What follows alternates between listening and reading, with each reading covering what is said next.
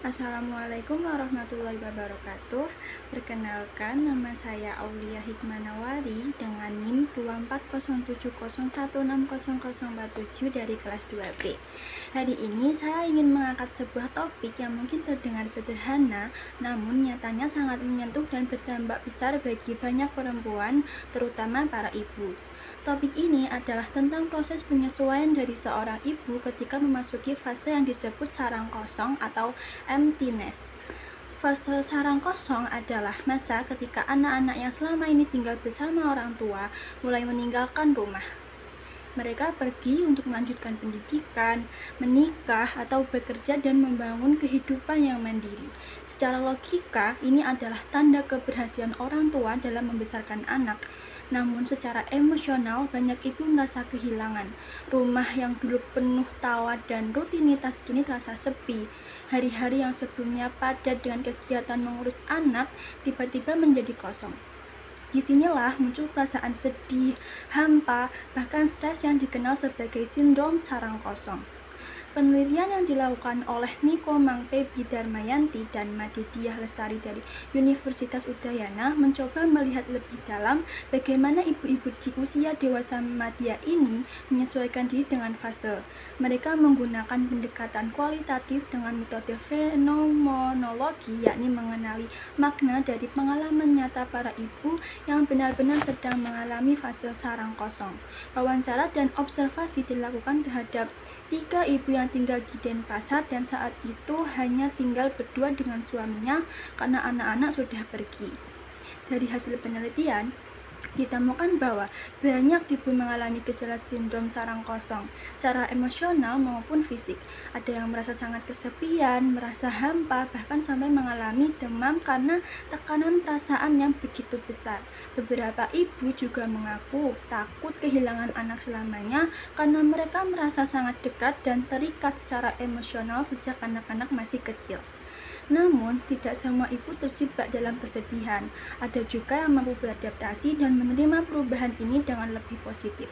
Mereka menemukan cara untuk menyesuaikan diri seperti komunikasi yang rutin dengan anak melalui telepon atau pesan, melibatkan diri dalam aktivitas sosial, dan menjalankan hobi yang dulu sempat tertunda, bahkan lebih mempererat hubungan dengan pasangan. Bagi sebagian ibu, dukungan emosional dari suami menjadi sangat penting dengan kembali berbagai aktivitas bersama seperti jalan pagi, ngobrol santai, atau sekedar minum teh sore. Mereka merasa tidak sendirian. Ada juga yang menemukan ketenangan dengan lebih mendekatkan diri kepada Tuhan melalui berdoa, mengikuti kegiatan rohani, atau melakukan refleksi diri.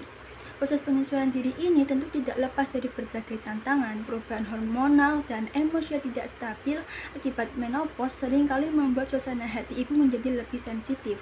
Selain itu, ikatan emosional yang sangat kuat dengan anak, terutama ibu yang sejak kecil selalu dekat dan merawat anak tanpa jeda, bisa membuat perpisahan terasa jauh lebih berat.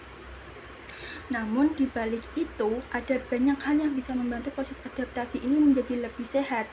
Kesadaran bahwa anak pergi bukan untuk meninggalkan, tetapi untuk tumbuh dan berkembang sangat membantu seorang ibu menerima kenyataan.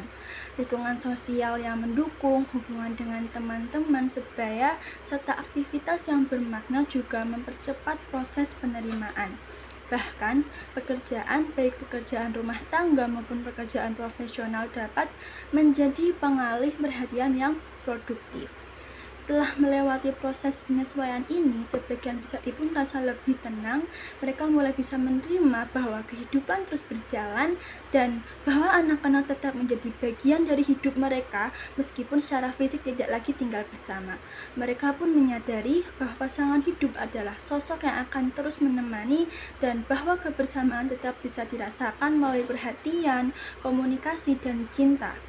Dari paparan tersebut, kita bisa belajar bahwa fase sarang kosong bukanlah akhir, melainkan transisi. Transisi dari satu bentuk peran ke peran yang lebih reflektif dan dewasa, dan seperti halnya semua transisi, ia membutuhkan waktu, dukungan, dan kesadaran. Sebagai anak-anak, mari kita tidak lupa untuk tetap terhubung dengan orang tua kita, terutama ibu. Sekedar pesan singkat atau telepon sebentar bisa memberi mereka ketenangan luar biasa. Dan bagi ibu ibu-ibu yang sedang melalui fase ini, semoga kita semua bisa mendampingi dan memberi ruang agar mereka tetap merasa dicintai dan berharga.